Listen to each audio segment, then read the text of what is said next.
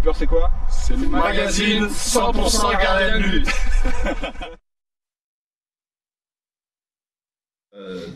Sur le premier exercice, c'est un truc qui est très classique en fait.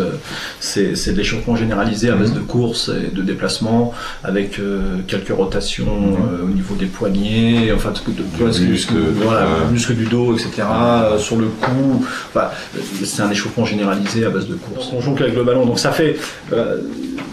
Donc là, toi, je les ai mis dans un carré justement pour que c'est toujours la notion d'espace, etc.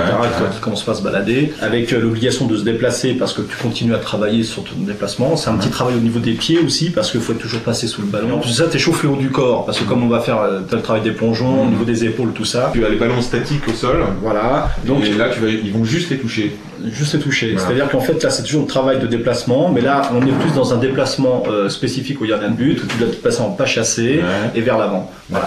Donc avec la notion de bien toucher le ballon à droite ou à gauche ou avec les deux mains pour justement faire ce travail musculaire au niveau des jambes. On inclut dans l'échauffement le travail de détente, détente verticale pour commencer. Voilà. Donc avec le travail de ballon haut, donc c'est très classique, mais toujours un travail de déplacement, puis un travail d'appel un pied ou deux pieds. Ce que je voudrais préciser quand même dans le travail d'échauffement, c'est que avant tout c'est aussi un travail de grande technicité. Et là il faut être à l'écoute de sa technique justement pour un peu modifier un petit peu les choses qui n'ont pas que tu ressens, qui n'ont pas.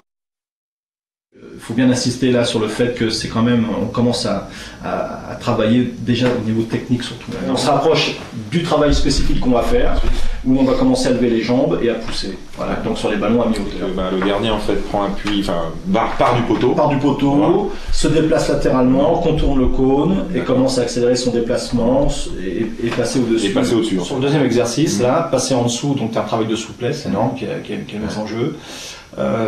Donc toujours pareil, la souplesse et tout de suite se rétablir derrière, être sur le bon pied pour pouvoir plonger. De l'autre côté. Voilà. Là ils sont complètement déstabilisés par rapport à l'orientation. Donc moi je pense que c'est très intéressant de faire des exercices à base de roulade avant ou arrière d'ailleurs. J'ai des exercices où je les fais faire des demi-tours en extension, des choses comme ça, justement pour qu'ils se situent très vite dans l'espace et qu'ils se remettent tout de suite face au jeu, face au ballon. Et on travaille sur deux ballons.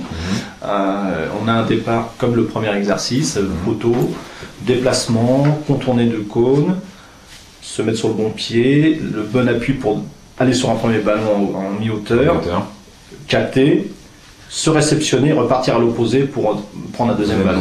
Mi-hauteur aussi. Mi-hauteur aussi.